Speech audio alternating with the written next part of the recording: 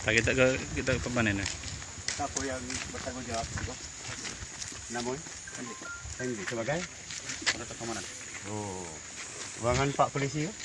Ya, kita tanya yang merintah mana siapa? Yang merintah mana siapa? Kami. Oh, sebagai korlap. Ya.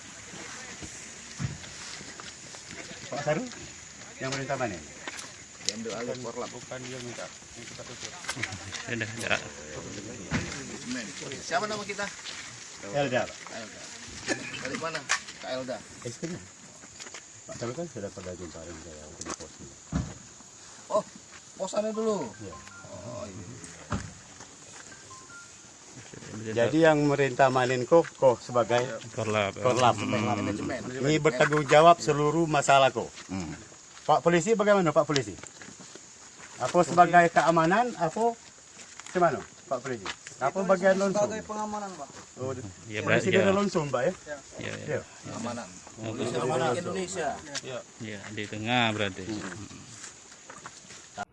Dihadiri dari pihak penegak hukum, tidak ada titik terang atau tidak ada titik temu. Nah, arti kata apa di situ? Karena pihak perusahaan dengan pihak penegak hukum ingin menunjukkan data-data akurat, tidak bisa. Nah, sehingga bagi saya pemerintah desa untuk hal ini supaya cepat diselesaikan oleh pemerintah daerah seperti Kabupaten Musirawas Utara.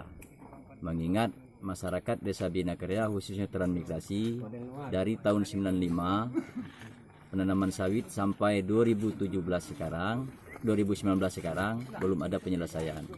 Dari pengajuan 850 kapling itu berjumlah 1.700 hektar, masih sisa yang belum diselesaikan oleh perusahaan lonsum 240 kapling berjumlah 480 hektar.